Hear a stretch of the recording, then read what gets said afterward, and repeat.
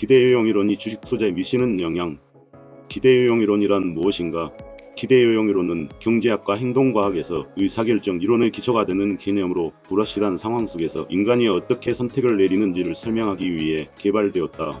이 이론은 폰 노이만과 모르게 슈텔른이 1944년 게임이론과 경제행위에서 처음 체계화한 이후 현대 금융 및 경제이론의 근간이 되었다.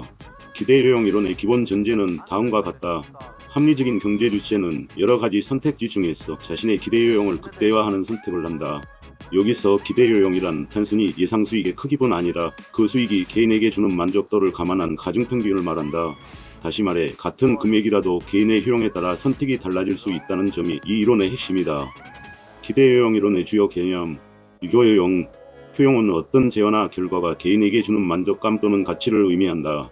모든 사람이 동일한 금액에 동일한 만족을 느끼는 것이 아니기 때문에 기대요용 이론에서는 개인의 효용 함수를 통해 각각의 선택지를 분석한다. 예를 들어 10만원의 수익은 저소득층에게는 매우 큰 의미를 가질 수 있지만 고소득층에게는 거의 의미가 없을 수 있다. 따라서 사람마다 효용 곡선이 다르며 일반적으로 수익이 증가할수록 효용의 증가폭은 줄어드는 체증 감소의 법칙을 따른다. 기대값의 기대효용.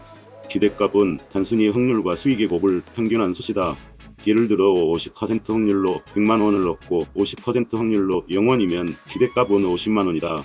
하지만 기대요용은 그 결과가 얼마나 만족스러운가를 포함한다. 예컨대 위험 회피적 성향을 가진 사람이라면 50% 확률의 100만원보다 확실한 45만원을 선택할 수도 있다. 이는 효용의 크기가 수익의 크기와 비례하지 않기 때문이다. 위험 선호, 위험 중립, 위험 회피. 위험 회피자. 동일한 기대값이면 더 위험이 낮은 선택을 선호. 위험 중립자. 확률과 수익의 기대감만 고려하며 위험 여부는 고려하지 않음. 위험 선호자. 불확실성이 클수록 더러 큰 기대를 품고 리스크를 감수함. 기대요용 이론은 이러한 개별 성향에 따라 선택이 달라질 수 있다는 점을 설명해준다. 기대요용 이론의 실제 사례. 도박 또는 복권 구매. 1000원의 복권이 1000분의 1 확률로 100만원을 준다고 가정하자. 기대값은 정확히 1000원이므로 수익률상으론 제로이다. 그러나 많은 사람들은 복권을 구입한다. 이는 저비용으로 큰 꿈을 살 수 있다는 심리적 효용이 크기 때문이다. 기대요용 이론에 따르면 이런 사람들은 소액 손실보다 고액 당첨이라는 낮은 확률의 꿈에서 더 큰 효용을 느끼는 것이다. 보험 가입. 반대로 보험은 대부분의 경우 기대값이 음수이다. 즉 실제로 손해를 보는 확률이 높다. 그럼에도 불구하고 많은 사람들이 보험에 가입한다. 이는 불확실한 손실에 대한 두려움을 줄이고 심리적 안정감이라는 효용을 얻기 위함이다. 기대요용 이론은 이러한 현상을 위험 회피적 선택으로 설명한다. 기대요용 이론이 주식 투자에 미치는 영향. 위험 회피와 투자 결정. 기대요용 이론은 투자자가 수익률뿐 아니라 리스크를 함께 고려하여 투자 결정을 내리는 이유를 설명한다.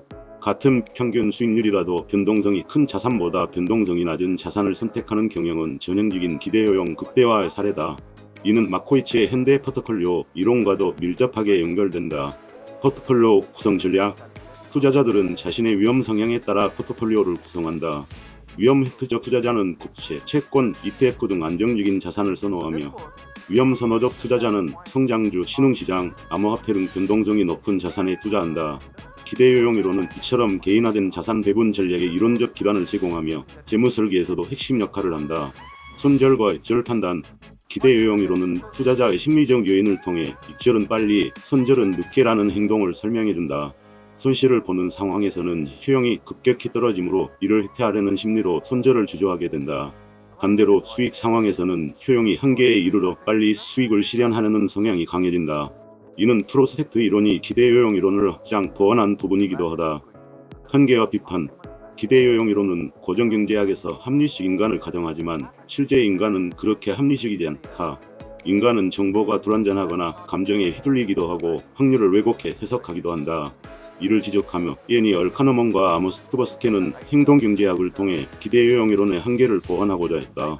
또한 현실의 금융시장에서는 평균적인 효용보다 순간적인 감정이나 집단심리가 더 강하게 작용하는 경우도 많다. 이런 측면에서 기대요용 이론은 이론적으로는 완벽하지만 현실 적용에는 한계가 있다는 점도 염두에 두어야 한다. 결론 및 핵심 메시지. 기대요용 이론은 불확실성 속에서 인간이 어떻게 선택을 내리는지를 설명하는 가장 기초적인 이론이다. 주식 투자라는 본질적으로 불확실한 영역에서도 이 이론은 투자자가 리스크를 어떻게 받아들이고 어떻게 자산을 배분하는지를 설명하는 중요한 틀을 제공한다. 투자란 단순히 수익을 극대화하는 게임이 아니다. 각자의 심리적 만족, 위험 감내 수준, 인생의 목적과 상황이 다르기 때문에 진정한 의미의 좋은 투자는 기대요용이 높은 투자, 즉 자신의 삶에 적합하고 지속 가능한 투자여야 한다. 핵심 미식이 요약. 기대요용 이론은 개인의 만족형을 기준으로 불확실한 선택지를 평가하는 이론이다. 투자에서 수익률뿐 아니라 리스크, 감정, 안정감 등 다양한 요인을 반영한 결정이 기대요용 개념과 연결된다. 주식 툴에서는 이 이론이 포트폴리오 구성, 리스크 관리, 투자 심리 분석의 이론적 기반을 제공한다. 투자는 효용의 게임이다. 수익이 아닌 삶의 만족을 추구하는 것이 진정한 투자 성공이다.